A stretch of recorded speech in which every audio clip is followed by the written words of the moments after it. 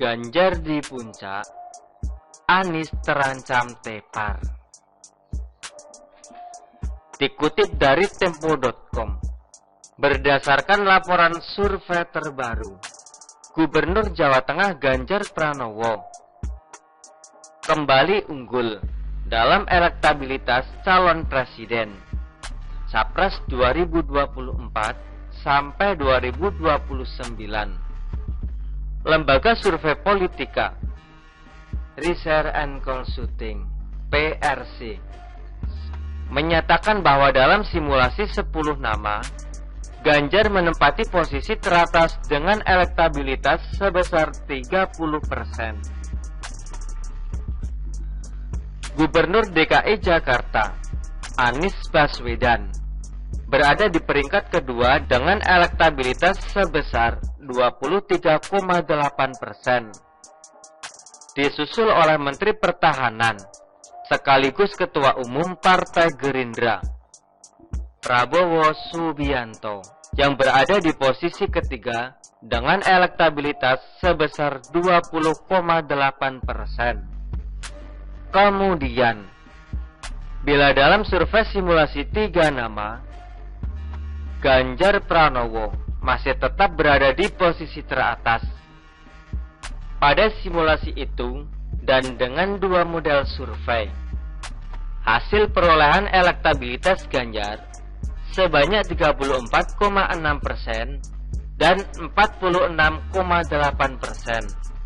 Sementara pada simulasi top of mind, Ganjar juga tetap berada di urutan teratas dengan perolehan 23,7%. Anies dan Prabowo Subianto kembali di posisi kedua dan ketiga dengan masing-masing 18,7% dan 17,9%. Waduh, Anies berat. Betul. Kan Anies sepertinya akan semakin berat. Padahal seperti diketahui, Ganjar sempat dihantam oleh kasus wadas dan banjirop di Semarang. Sementara indikasi penolakan dari beberapa elit PDIP juga masih tetap terlihat. Tapi entah mengapa, semua seperti tidak ada pengaruhnya terhadap elektabilitas yang dimiliki oleh Gubernur Jawa Tengah itu. Bagaimana dengan Anies? Memang Gubernur DKI Jakarta itu berhasil menyelenggarakan Formula E dan kemudian menyelesaikan pembangunan Jakarta International Stadium (JIS). Tapi apa yang dilakukan Anies seperti tidak menyentuh akar permasalahan laten yang selama ini dihadapi oleh Jakarta. Anies juga tidak secara nyata berkeras untuk menyelesaikan masalah-masalah tersebut. Lihatlah, banjir belum tertangani, kemacetan dengan berbagai turunan, masalahnya juga tidak banyak perbaikan. Anies seperti hanya bersolek, menyembunyikan kesemrawutan Jakarta di balik riasan cat, bangunan megah, dan kemudian berfoto-foto. Anies hanya berhias dengan pajangan plakat penghargaan dan raihan predikat.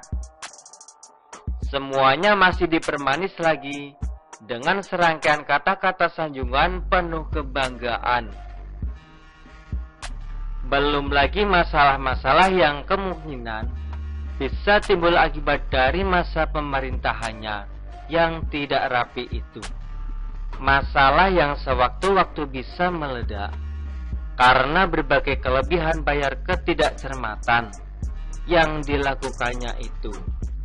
Hal-hal yang pastinya akan membuatnya semakin was-was menuju 2024 nanti. Tapi 2024 masih lumayan lama. Masih banyak kemungkinan yang bisa terjadi. Hasil survei itu hanya bisa dinikmati saat ini saja.